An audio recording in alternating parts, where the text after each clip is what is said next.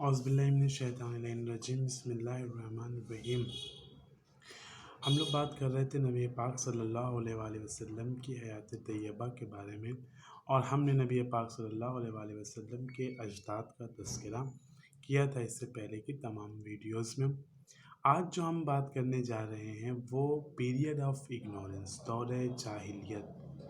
سب سے پہلی بات جو آتی ہے وہ یہ آتی ہے کہ دور جاہلیت کس پیریڈ کو کہا جاتا ہے۔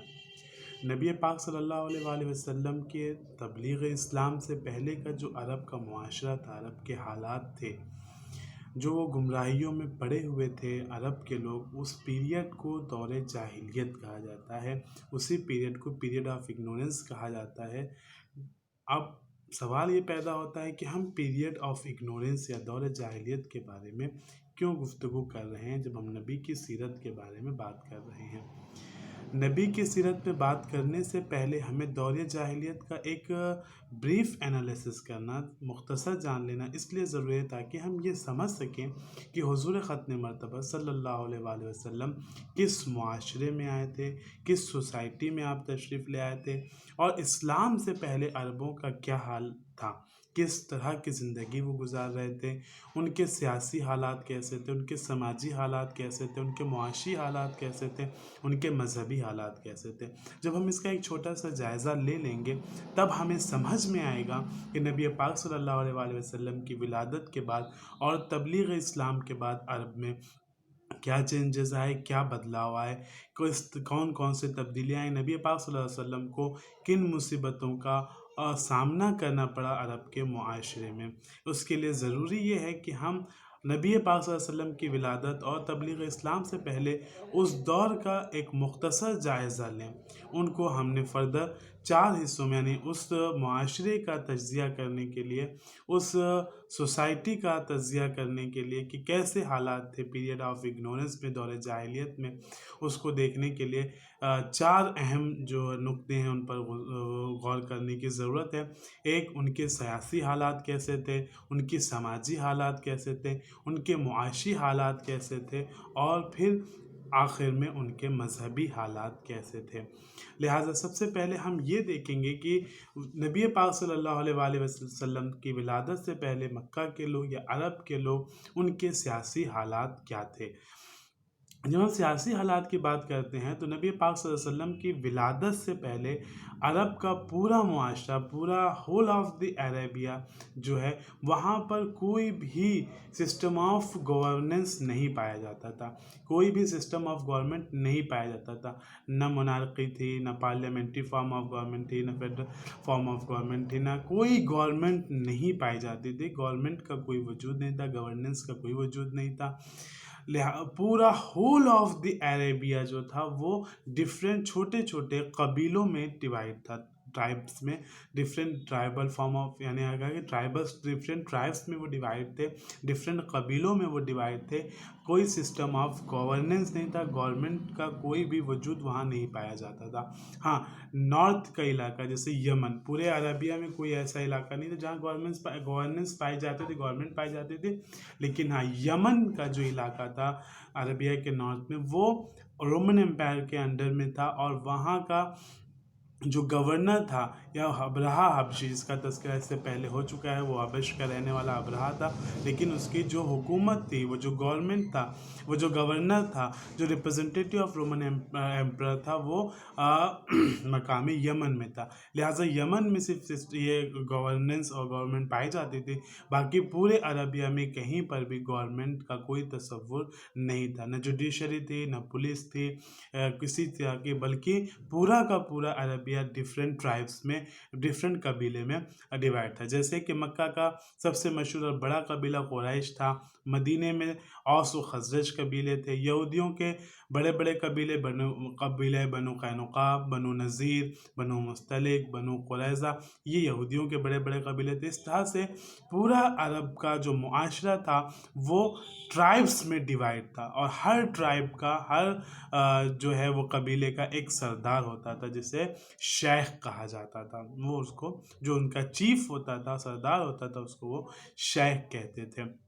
بہرحال اس شیخ کی اتھارٹی، جو قبیلے کا شیخ ہوتا تھا، اس کی اتھارٹی بھی قبیلے میں پولیٹیکل کم زیادہ تر مورل ویلیوز بیس ہوتی تھی۔ اس کا کام یہ ہوتا تھا کہ قبیلے ابھی ڈفرینٹ قبیلے میں بٹے ہوئے تھے، کوئی گورنمنٹ نہیں تھی۔ ہاں، اگر کسی قبیلے پر کوئی زیادتی ہوتی تھی تو وہ قبیلے کے تمام لوگ ظلم کرنے والے یا زیادتی کرنے والے قبیلے کے خلاف کھڑے ہوتے تھے۔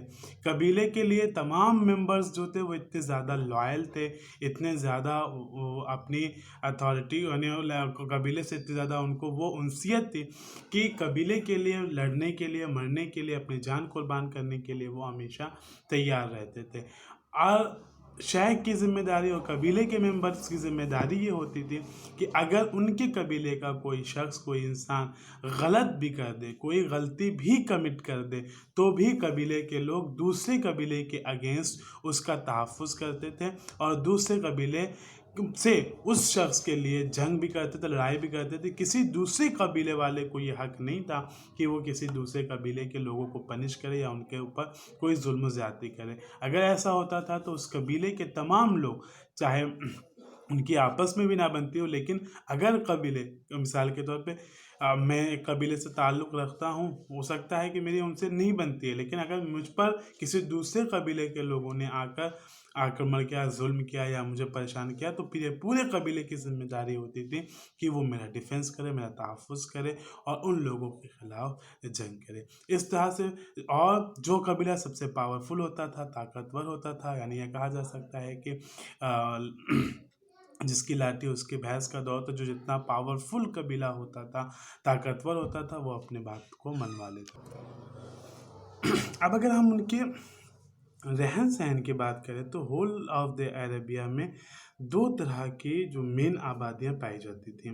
ایک وہ لوگ تھے جو پرماننٹ اپنے ہاؤس بنا کر سٹیز میں رہا کرتے تھے، اور دوسرے وہ لوگ تھے جو خانہ بدوش تھے، جو بیڈوئنز تھے، بدو عرب تھے، جو ایک جگہ مستقل اپنا گھر بنا کر نہیں رہا کرتے تھے، بلکہ وہ ایک جگہ سے دوسری جگہ مائیگریٹ کیا کرتے تھے۔ ایک جگہ اپنے جانوروں کو لے کے، اپنے گھر والوں کو لے کے، اپنے قبیلے کو لے کر، اپنے اونٹ بکریوں کے ریوڑ کو لے کر وہ ایک جگہ سے دوسری جگہ موو کرتے تھے، وہاں کی ریسورسز کو استعمال کرتے تھے، وہاں پہ پانی، نیچرل ریسورسز جو ہوتے تھے اس کو استعمال کرتے تھے، پھر اس کے بعد وہ دوسری جگہ موو کر جایا کرتے تھے۔ ان کا ایک پرماننٹ گھر نہیں ہوتا تھا، جنہیں ڈویلرز آف دی عرب کہا جاتا تھا، بیڈوئنز کہا جاتا تھا، اور جو ایک وہ لوگ تھے جو مستقل گھر بنا کے، جیسے مکے اور مدینے کے علاقوں میں اپنا گھر بنا کے رہتے تھے، ٹریڈرز ہوا کرتے تھے، تجارت کیا کرتے تھے۔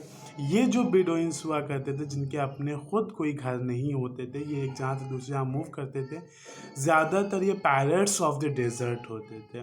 یہ لوگوں کو لوٹا کرتے تھے، ان کے جانوروں کو اپنے قبضے میں کر لیا کرتے تھے، اور یہ انہی جانوروں کے خرید و فروخت کیا کرتے تھے، ان کا شکار کیا کرتے تھے، ہنٹنگز وغیرہ کرنا، یہ جو ہے ان کا شوق ہوا کرتا تھا۔ اور زیادہ تر وہ اونٹس کو پالا کرتے تھے، گھوڑے، ہنٹنگ اور رائڈنگ یہ سب کیا کرتے تھے۔ یہ وہ اس طرح کا ان کا مزاج تھا۔ تو کل ملا کے یہ تھا کہ کوئی بھی سسٹم آف گورنمنٹ نہیں تھا پورے عربیہ میں، بلکہ وہ لوگ ڈفرینٹ ٹرائبس میں ڈیوائیڈ ہوئے تھے، اور ایک ٹرائب کا جو چیف ہوتا تھا، ٹرائبس میں وہ دوسرے اپنے تمام قبیلے کے، جو تمام قبیلے کے لوگ ہوتے تھے، ان کا تحفظ کرتا تھا دوسرے قبیلوں کے اگینسٹ میں۔ اب ہم بات کرتے ہیں ان کی معاشی حالت کی، اکنامیکل کنڈیشن کیا تھی عربوں کی۔ تو ہم اگر اس کی بات کریں تو بہرحال زیادہ تر عرب اس میں جو لوگ مکے میں تھے، مکے کے زیادہ تر عرب رہنے والے لوگ، ان کا جو ذریعہ معاش تھا وہ تجارت تھا۔ وہ لوگ ٹریڈرز تھے، مرچنٹ تھے، تجارت کیا کرتے تھے، اور اپنا تجارتی قافلہ لے کر سیریا اور یمن کی طرف جایا کرتے تھے۔ ان کا جو طریقہ تھا وہ یہی تھا کہ وہ سمرز میں سیریا جاتے تھے اور ونٹرز میں یمن کی جانب جایا کرتے تھے۔ مکے کا جو سامان ہوتا تھا، جو چیز مکے میں پیدا ہوتی تھی، یا مکے کا جو بہترین چیزیں، غذائیں اور بہت دوسرے کپڑے اور دوسری چیزیں جو بھی ہوتی تھی، وہ ان सामानों को लेकर यमन या सीरिया जाते थे, वहाँ बेचते थे और वहाँ का मार्केट का सामान वहाँ से लाकर फिर लाते थे मक्का और यहाँ लाकर बेचा करते थे। तो अहले मक्का जो थे ज़्यादातर वो ट्रेडर्स थे, मर्चेंट्स थे, जो बिजनेस किया करते थे। हाँ, कुछ यहूदी कबीले थे जिनका काम ये था कि वो ये ट्रेडर्स भी थे, मर्चेंट भी थे, और यहूदियों का मेन जो सोर्स ऑफ इनकम था, मुआशी मसरूफियात जो थी, जो यानी इनका जो मुआशी हालत डिपेंड करती थी, ज़्यादातर यहूदी वो थे जो मदीने के अतराफ़ में रहते थे, मदीने में या फिदक के इलाके में रहते थे। उनका काम ये था कि वो मनी लैंडिंग किया करते थे, यानी पैसा जो है वो ब्याज पे दिया करते थे, उस पर हाई रेट ऑफ इंटरेस्ट वो चार्ज किया करते थे। मनी लेंडिंग का ज़्यादातर काम जो होता था, जो मनी लेंडर्स थे बड़े बड़े, वो यहूदी थे। यहूदियों का दूसरा काम ये भी था कि जो फैक्ट्रीज, जो इंडस्ट्रीज़ थी, खुसूसन जो आर्म्स की इंडस्ट्रीज, फैक्ट्रीज वगैरह थी जहाँ पे हथियार बनाए जाते थे, वेपन्स बनते थे, जंगी हथियार तामीर होते थे, उसमें भी यहूदियों का जो है यूज़ का वो मेन कंट्रीब्यूशन था, उनके अंडर में ही वो तमाम चीज़ें थी। मक्के के अलावा जो मदीने के अताफ के लोग थे, वो ट्रेडर्स के साथ यानी तिजारत के साथ साथ वो लोग खेती बाड़ी भी क्या करते थे। जो मदीने के अताफ की कुछ ज़मीनें थी जो ज़रख़ेज़ इलाके थे, जहाँ पर वो लोग के खजूर के बागात और दूसरी चीज़ों की वो खेती बाड़ी क्या करते थे, जिन्हें वो लोग बेचते थे और ख़रीदते थे। और तीसरा जो अहम अरबों का सिस्टम इकोनॉमिक का जो है वो डिपेंड करता था, वो इंस्टीट्यूशन ऑफ स्लेवरी पे था। वो ग़ुलामों और कनीज़ों को ख़रीदते और बेचते थे। एक पूरा इकोनॉमिक सिस्टम था जो ग़ुलामों के ख़रीदो फ़रोख्त पे डिपेंड करता था।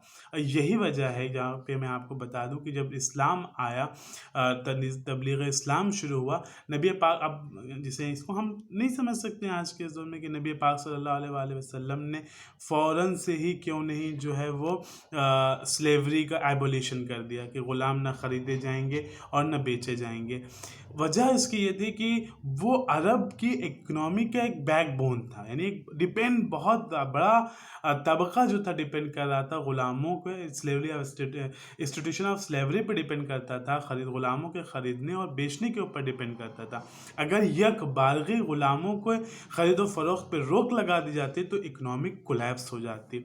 लिहाजा नबी पाक सल्लल्लाहु अलैहि वसल्लम ने उस इंस्टीट्यूशन को बाकी कर, लेकिन उसके ज़रिए शरई अहकाम के ज़रिए से धीरे धीरे ग़ुलामी को ख़त्म करने के लिए, ग़ुलामों और कनीज़ों को ख़रीदो फ़रोख्त करने की, बर्दा फरोशी यानी जो भी चीज़ें इसको ख़त्म करने के लिए स्टेप्स उठाए गए कि अगर किसी से ये गुनाह हो जाता है तो उसके कफ़ारे में इतने ग़ुलामों को आज़ाद करे, ग़ुलाम को आज़ाद करने का इतना सवाब है, कनीज़ को आज़ाद करने का इतना सवाब है।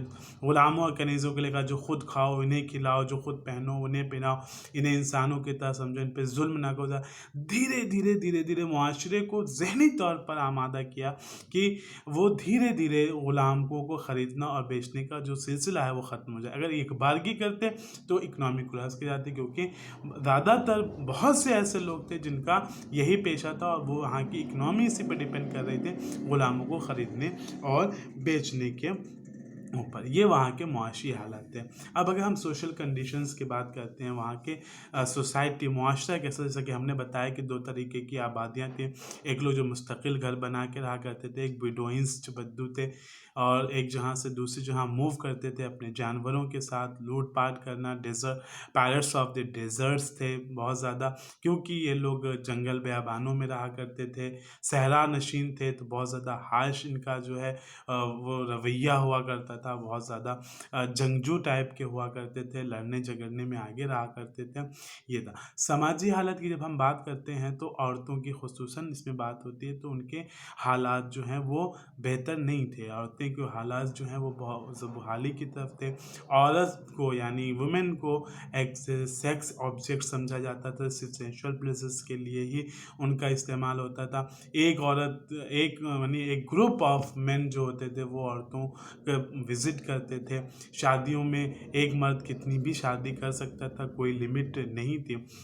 जब शादियों की बात आती है तो अरबों में जो है वो उस वक्त 4 तरह की शादियाँ जो हैं वो राइज थीं। पहली शादी तो वही जो अब भी जायज़ है और होती है कि एक मर्द एक औरत से शादी करता था और बदले में उसको मेहर अदा करता था। वो उसकी मुस्तकिल बीवी होती थी और फिर वो बीवी किसी और के साथ कोई रिलेशन कायम नहीं करती जब तक अपने वो शौहर के साथ रहती थी। लेकिन दूसरी शादी का एक तरीका ये था जिसे निकाह इस्तिब्दा कहा जाता है, जिसमें एक औरत एक शौहर के साथ रहती थी। फिर उसके बाद वो अपने शौहर की ही मर्ज़ी से कुछ टाइम जब वो गुज़र जाते थे तो वो अपने किसी दूसरे मर्द के साथ जो है वो रिलेशनशिप को कायम करती थी और उसके बाद इंतज़ार करती थी पाकी होने का, पाक हो जाने का। जब वो उस चीज़ से पाक हो जाती थी और ये डिक्लेयर हो जाता था कि ये प्रेग्नेंट नहीं, तब वो अपने शौहर की तरफ वापस आती थी। यानी इस तरह के मिले-जुले म्यूचुअल अंडरस्टैंडिंग में वो बीवियों को एक्सचेंज किया करते थे। लेकिन इस बात का उसमें ख्याल रखा जाता था कि वो इस प्रेगनेंसी ज़ाहिर होने तक वो अलग रहें। जब ये हो जाता कि आप प्रेग्नेंट नहीं हैं तो वो अपने शौहर की तरफ आ जाते थे।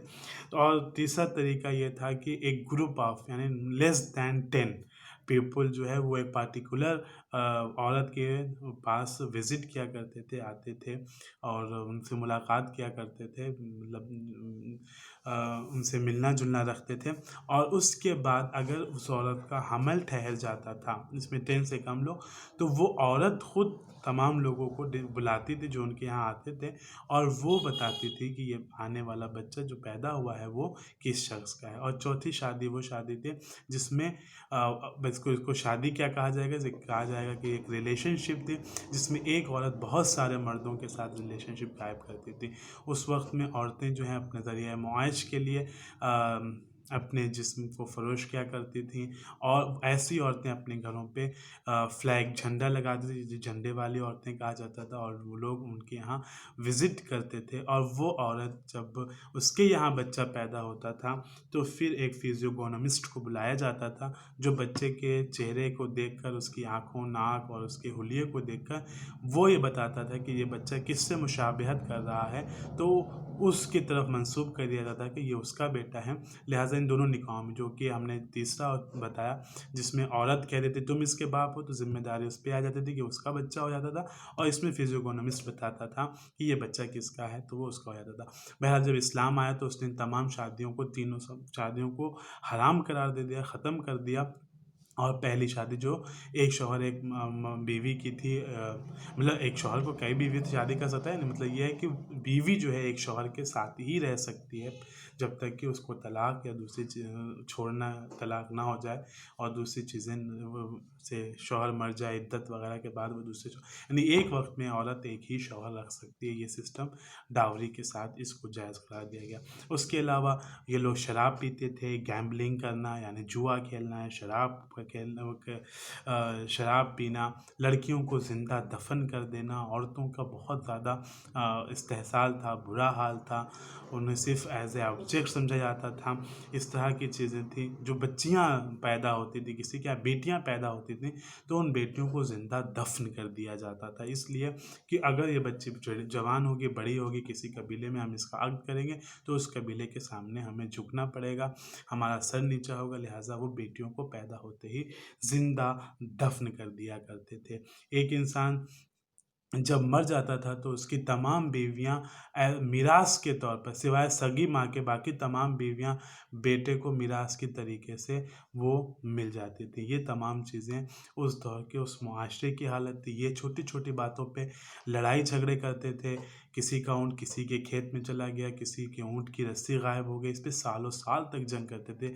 और जंग करना उनके लिए अम्यूज़मेंट था, एंटरटेनमेंट था, तफरीह था, एक दूसरे से जंग करना, तलवार चलाना और एक दूसरे का खून बहाना। अब जब हम इसके बाद आते हैं रिलीजियस कंडीशन की, तो कई तरह के अक़ीदे रखने वाले लोग थे, जिसमें सबसे पहले हम बात करते हैं बुत पूजा करने वालों की, पॉलीथीस्ट, जो कई सारे खुदाओं को मानते थे। ख़ुद खाने काबा में 360 बुत थे, जिनमें बड़े बड़े बुत लात, मनात, उज़्ज़ा, हुबल, ये उनके थे। हर कबीले का अलग बुत था, खाने का अलग, पीने का अलग, खुशी का अलग, गम का अलग, सफ़र का अलग, हज़र का अलग, तमाम तरह के उनके खुदा हुआ करते थे। जब वो सफ़र سفر پہ جاتے تھے تو حلوے کا خدا بنا کر بت بنا کر لے جاتے تھے اور سفر میں اس کی پوجا کرتے تھے۔ جب کھانے کی چیزیں ختم ہو جاتی تھیں اور کوئی اشیاء نہیں بچتی تھی تو پھر وہی بت کو جو حلوے کا بت بنا کر لے جاتے تھے وہ اسے توڑ کر اسے کھاتے تھے اور اپنی بھوک مٹاتے تھے۔